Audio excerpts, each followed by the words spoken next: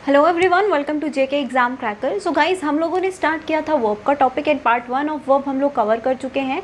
आज हम करने वाले हैं second part of verb start, जिसमें मैं आप लोगों को कुछ और इंपॉर्टेंट पॉइंट्स बताऊंगी रिलेटेड टू वर्ब। स्टार्ट करने से पहले गाइस, प्रीवियस वीडियो से रिलेटेड कुछ स्टूडेंट्स को डाउट थे जो आज के वीडियो में हम लोग क्लियर कर देंगे, और वो डाउट्स थे related to transitive and intransitive verbs. तो चलिए सबसे पहले तो देखते हैं ट्रांजिटिव एंड इंट्रांजिटिव वर्ब्स के बीच में डिफरेंस क्या है। So transitive and intransitive verbs guys, मैंने आप लोगों को बताया था, these are the types of main verb, right. And main verb का क्या यूज़ होता है? मेन वर्ब मेन एक्शन जो है एक सब्जेक्ट का, वो रिप्रेजेंट करता है, राइट।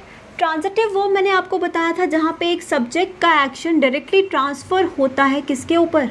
ऑब्जेक्ट के ऊपर। यानी कि एक सब्जेक्ट के एक्शन का वर्ब, एक एक्शन का ऑब्जेक्ट उसके डायरेक्टली बाद दिया रहता है। बात करो इंट्रांजिटिव वर्ब की, तो यहाँ पर सब्जेक्ट का एक्शन डायरेक्टली ऑब्जेक्ट को ट्रांसफ़र नहीं होता, यानी कि एक डायरेक्ट ऑब्जेक्ट आपको इन पर्टिकुलर वर्ब्स के साथ नहीं दिया जाता। कुछ एग्जांपल्स देखते हैं। अगर मैं लिखूँ the boy flies a kite, and यहाँ एक सेंटेंस लिखूँ बर्ड्स फ्लाई। अगर इन दोनों सेंटेंसेस में मैं वर्ब की बात करूं तो वर्ब दोनों ही सेंटेंसेस में सेम है, राइट। यहाँ पर सब्जेक्ट क्या है? बॉय। उसका एक्शन क्या है? वर्ब क्या है? Flies, and flies what? Kite. यानी कि इसके एक्शन का डायरेक्टली असर, इसके डायरेक्टली बाद एक ऑब्जेक्ट गिवन है, दैट मीन्स ये वर्ब जो है यहाँ पर इस पर्टिकुलर एक्शन में बिहेव कर रहा है ट्रांजिटिव वर्ब की तरह। सिमिलरली अब हम यहाँ पर आ जाए, क्या मुझे यहाँ इस पर्टिकुलर सेंटेंस में किसी ऑब्जेक्ट की ज़रूरत है? मुझे बताने की ज़रूरत है बर्ड्स फ्लाई व्हाट, ये तो बर्ड्स का ही एक्शन बताया गया है, राइट। तो जहाँ मुझे वर्ब के साथ एक डायरेक्ट ऑब्जेक्ट की ज़रूरत नहीं पड़ती, उस पर्टिकुलर सेंटेंस में उन वर्ब्स को हम लोग कहते हैं इंट्रांजिटिव वर्ब। अब आप लोग यहाँ देख रहे हैं कि यहाँ पे same verb fly transitive verb की तरह भी बिहेव कर रहा है और यहाँ पर इंट्रांजिटिव वर्ब की तरह भी बिहेव कर रहा है। अब कुछ और इम्पॉर्टेंट पॉइंट जो इंट्रांजिटिव वर्ब से रिलेटेड है।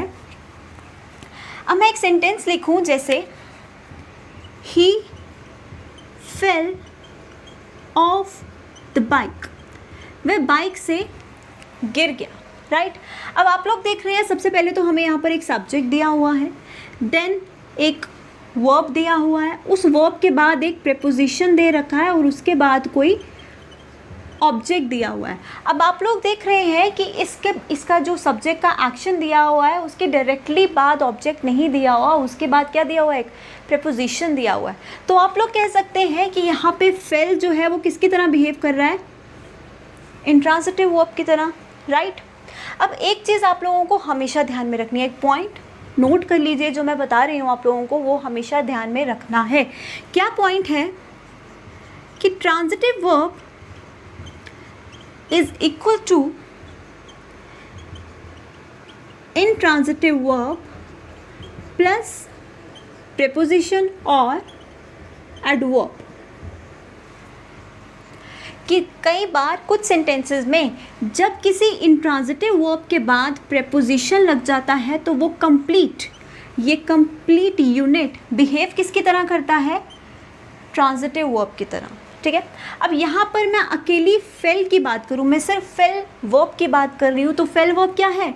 Intransitive verb. लेकिन मैं इस कंप्लीट फ्रेज की बात करूँ, फेल ऑफ, इस फ्रेज को हम क्या बोलते हैं गाइज? इन फ्रेजेस को हम बोलते हैं फ्रेजल वर्ब्स।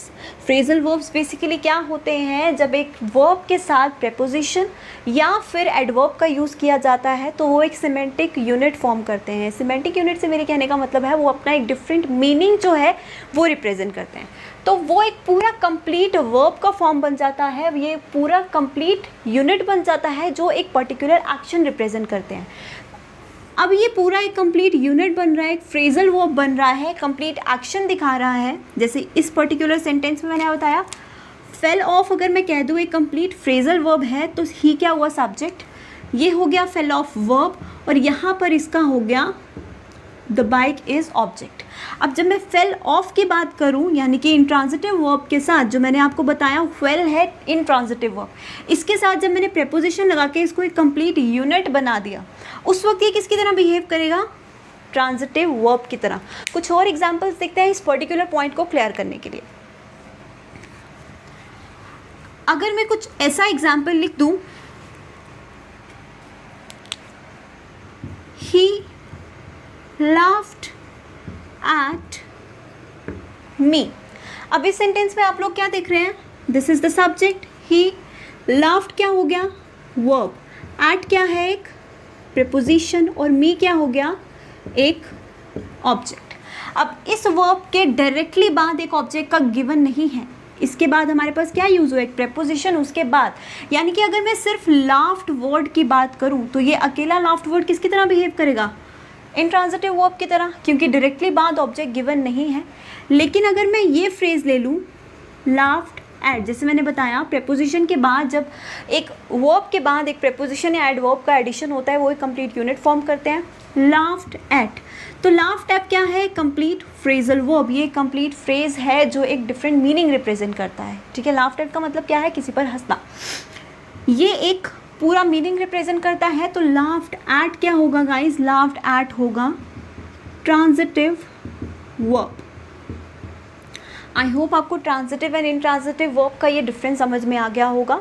ठीक है, अगर अभी भी समझ में नहीं आया तो डोंट वरी, आप फिर से कमेंट कर सकते हैं, मैं कुछ और एग्जांपल्स के साथ आपको क्लियर कर दूंगी। फाइन, तो चलिए स्टार्ट करते हैं नेक्स्ट पॉइंट जो हम लोग आज वीडियो में स्टार्ट करने वाले थे।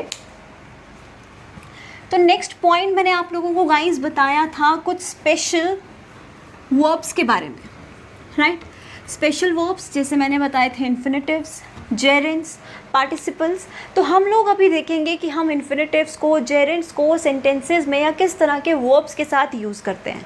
ठीक है, तो स्टार्ट करते हैं विद इन्फिनिटिव्स। इन्फिनिटिव्स मैंने आप लोगों को बताए थे दो तरह के होते हैं, one bare infinitive and second one plain infinitive.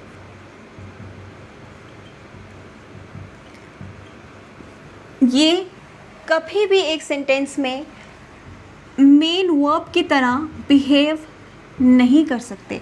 They are used after a main verb. किसके बाद लगते हैं, ये मेन वर्ब के बाद में हम लोग यूज़ करते हैं। अब यूज़ किन तरह के वर्ब्स के साथ करते हैं वो देखते हैं। और यस, मैंने आपको ये भी बताया था बेयर इन्फिनिटिव किसे बोलते हैं, टू प्लस वर्ब की फर्स्ट फॉर्म को। और जब ये इन्फिनिटिव टू के बिना लगता है उस वक्त इसे बोला जाता है प्लेन इन्फिनिटिव। लेकिन स्टिल ये वर्ब का फर्स्ट फॉर्म मेन वर्ब की तरह बिहेव नहीं करता। तो अब पॉइंट करते हैं कि कहाँ कहाँ इनका यूज़ किया जाता है या कहाँ यूज़ नहीं करते। तो बात करूँ इन्फिनिटिव्स की, तो इन्फिनिटिव्स को हम कुछ सर्टेन वर्ब्स के साथ यूज़ करते हैं, यानी इनका यूज़ कुछ सर्टेन वर्ब्स के बाद किया जाता है।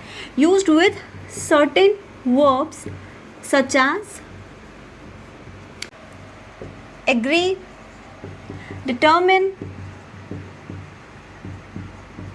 decide, arrange, seize, care and attempt, etc. ठीक है guys, agree, determine, decide, arrange, cease, care, attempt, इन वर्ड्स के साथ हम इन्फिनिटिव का यूज़ करते हैं। अब चलिए देख लेते हैं एग्जाम्पल कैसे किया जाता है। अब मैं कुछ ऐसा सेंटेंस लिख दूँ, I agree for giving you my new book.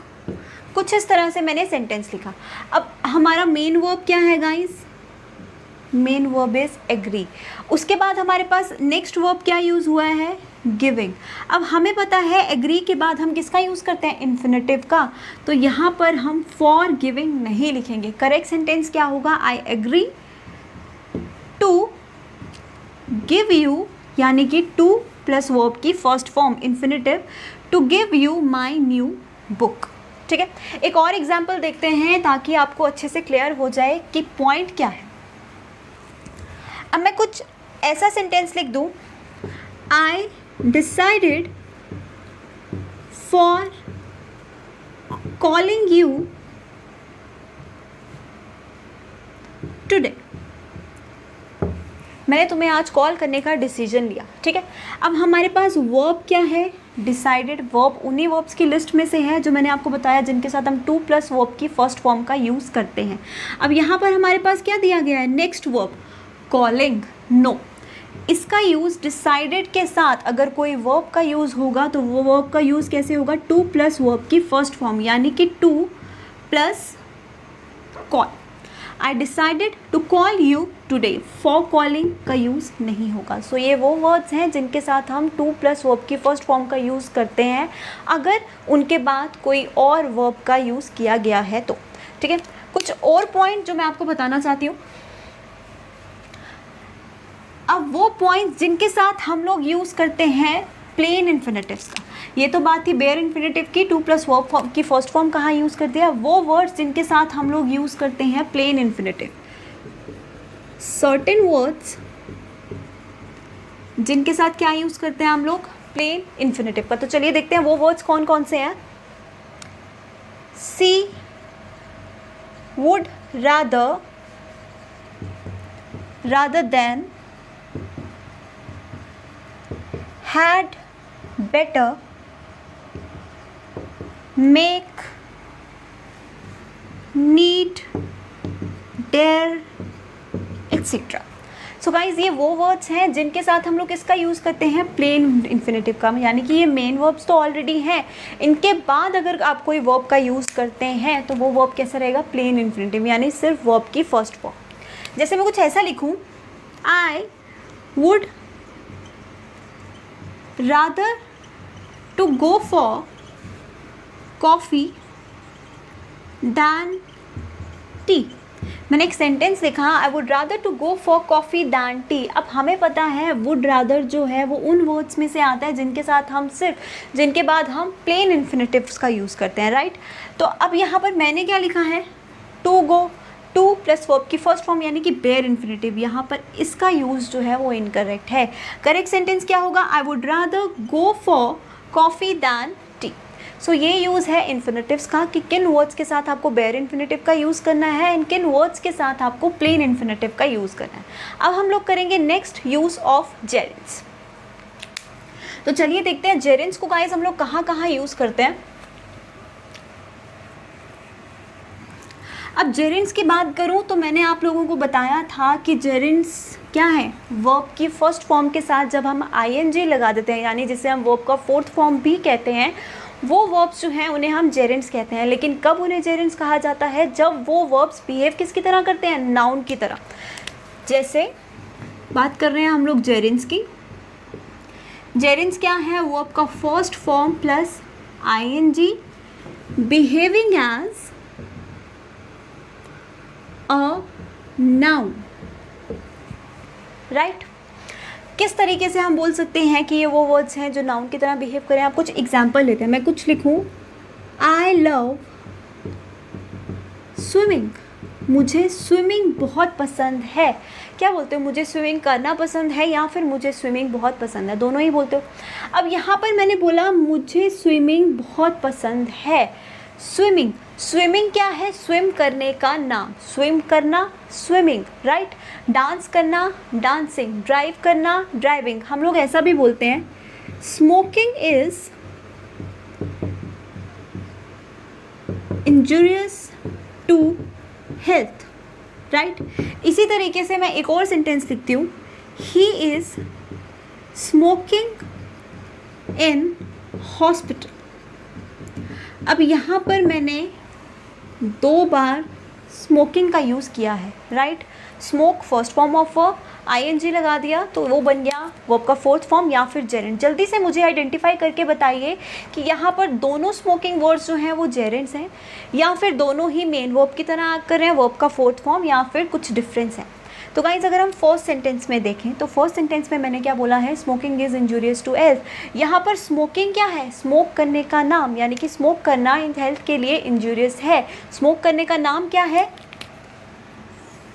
Smoking. अब जब नाम की बात हो रही है यानी नाउन की बात हो रही है तो यहाँ पर स्मोकिंग किसकी तरह बिहेव कर रहा है, एक जेरेंड की तरह। नेक्स्ट सेंटेंस में बात करते हैं, ही is smoking in the hospital, वो हॉस्पिटल में स्मोक कर रहा है।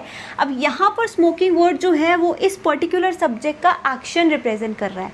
अब एक सब्जेक्ट का एक्शन रिप्रेजेंट करने वाले वर्ब्स कौन से होते हैं, वो होते हैं मेन वर्ब्स। तो यहाँ पर ये एक मेन वर्ब की तरह एक्ट कर रहा है, यानी कि वर्ब की फर्स्ट फॉर्म प्लस आईएनजी, जिसे हम वर्ब का फोर्थ फॉर्म भी कहते हैं। लेकिन जेरेंट्स की बात करें तो ये वर्ब का फोर्थ फॉर्म नहीं है, ये वर्ब का fourth form behaving as a noun है। ठीक है, ये मीनिंग तो आई गेस आप लोगों को क्लियर हो गया होगा। अब जेरेंट्स का यूज़ हम किस तरह के वर्ड्स के साथ करते हैं, चलिए वो देखते हैं। अब जेरेंट्स की अगर बात करूं तो जेरेंट्स का यूज़ जो है कुछ फॉलोइंग वर्ड्स के साथ किया जाता है। Certain words are followed by a gerund। ठीक है, कुछ ऐसे वर्ड्स हैं जिनको फॉलो करता है एक जेरेंट। कौन कौन से वर्ड्स हैं, चलिए देख लेते हैं। सबसे पहला word avoid, dislike,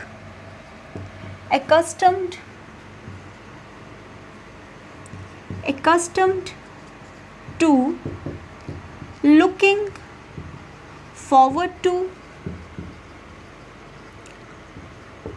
insisted on, sorry for, then prevent, risk, with a view to, looking forward to, insisted on, stop, sorry for, etc। ठीक है गाइस, सो ये वो वर्ड्स हैं जिनके साथ हम लोग जेरेंट्स का यूज़ करते हैं। ठीक है, अब आप में से बहुत सारे लोग ये सोचेंगे कि अगर accustomed to है तो टू के बाद, तो मैम ने बताया कि टू के बाद वर्ब का फर्स्ट फॉर्म ही जनरली फॉलो किया जाता है। लेकिन अगर मैं यहाँ पर बात करूँगा तो ये एक कंप्लीट क्या है, फ्रेजल वर्ब। अभी मैंने आपको फ्रेजल वर्ब का इंट्रोडक्शन दिया कि जब एक वर्ब के साथ हम एक प्रेपोजिशन का यूज़ करते हैं तो वो एक कंप्लीट यूनिट फॉर्म करता है और एक डिफरेंट मीनिंग रिप्रेजेंट करता है, जिसे हम कहते हैं फ्रेजल वर्ब। अपना एक डिफरेंट एक्शन रिप्रेजेंट करता है। उसी तरीके से लुकिंग फॉरवर्ड टू, यहाँ पर इसके बाद दो प्रेपोजिशंस का यूज़ हुआ है, राइट।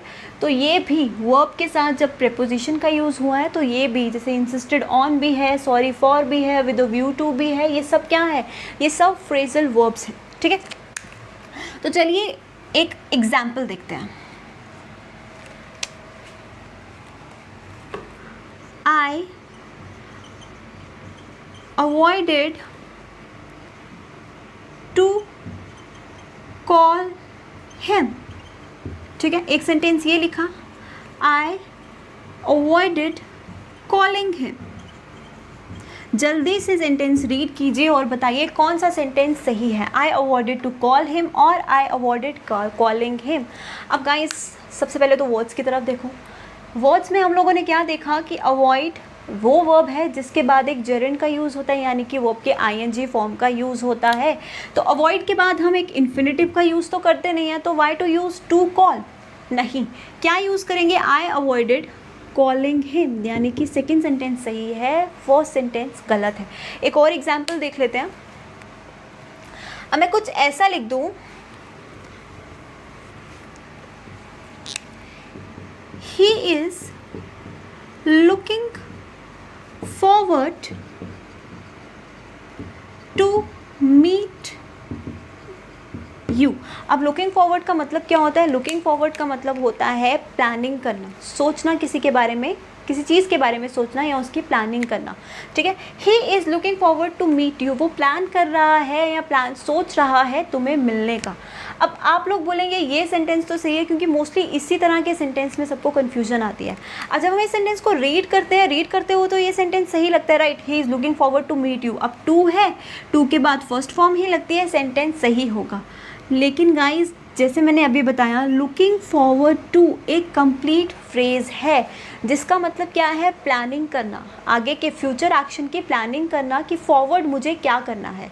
ठीक है, ये एक कंप्लीट फ्रेज़ है। अब ये कंप्लीट फ्रेज़ है और इसके बाद मैंने आप लोगों को बताया कि हम एक जेरेंट का यूज़ करते हैं, तो करेक्ट सेंटेंस क्या बनेगा, he is looking forward to meeting you. अब बहुत से स्टूडेंट्स क्या करते हैं कि कोई सेंटेंस उनको क्या लगता है पढ़ने में सही है तो भाई सेंटेंस सही होगा, पढ़ते वक्त हमें कुछ सही नहीं लग रहा है तो ये सेंटेंस में हम यहाँ पर एरर निकाल देते हैं। लेकिन ऐसा अब आपको बिल्कुल नहीं करना है। मैं एक एक पॉइंट बहुत ही क्लियर फॉर्म में आपको बता रही हूँ। मैं इनकरेक्ट सेंटेंस पे लिख रही हूँ कि इनकरेक्ट सेंटेंस की पॉसिबिलिटीज़ क्या हो सकती है और उसका करेक्शन कैसे करना है, मैं वो भी आपको साथ के साथ बता रही हूँ। तो अब ऐसी गलती नहीं करनी है। अब ये सेंटेंस हमें फर्स्ट वाला रीड करने में सही लगा तो मार्क कर दिया कि सही है, नो। इसका करेक्ट फॉर्मेशन क्या है, he is looking forward to meet you, so this is the correct sentence, this is incorrect. ठीक है, तो ये यूज़ था जेरेंड का। अब एक और important point, a very important point related to gerunds. So guys अब पॉइंट ये है कि एक जेरेंड से पहले एक मेन वर्ब के बाद, अब हमें पता है जेरेंड जो है वो किसके बाद लगता है, मेन वर्ब के बाद। मेन वर्ब के बाद ही हम स्पेशल वर्ब्स का यूज़ करते हैं, राइट। अब मेन वर्ब के बाद और जेरेंड से पहले कोई भी नाउन या प्रोनाउन अगर लगता है तो वो नाउन और प्रोनाउन किस केस में होना चाहिए, वो नाउन और प्रोनाउन दोनों ही पोजेसिव फॉर्म में होने चाहिए। अब नाउन पोजेसिव फॉर्म में कब होता है, जब हम उस नाउन के साथ, उस नेम के साथ अपॉस्ट्रोफी एस लगाते हैं। प्रोनाउन का पोजेसिव केस मैंने आप लोगों को बताया था, जैसे वर्ड्स थे my, mine, your, yours, right, his, her, ये सारे, मेरा, तेरा, तुम्हारा, हमारा, उनका। जब हम अपना होने की बात करते हैं, किसी का कुछ होने की बात करते हैं, उस वक्त क्या है, पोजेसिव केस होता है। बेसिकली हक जताने की बात मैंने बताई थी पहले भी। तो जब एक मेन वर्ब के बाद कोई जेरेंड लगा है और उस जेरेंड से पहले किसी नाउन या प्रोनाउन का यूज़ हुआ है तो वो नाउन और प्रोनाउन किस फॉर्म में होगा, पोजेसिव केस की फॉर्म में। एक सेंटेंस लिख रही हूँ, ध्यान से देखिएगा। मैं कुछ ऐसा बोलूँ, आई डोंट लाइक हिम और हिज, दो ऑप्शंस दे रही हूँ, कमिंग लेट, मुझे उसका लेट आना पसंद नहीं है, यही बोला गया है। अब यहाँ पे देखा जाए तो सब्जेक्ट क्या है, subject is I, right. Verb क्या है, वर्ब है लाइक।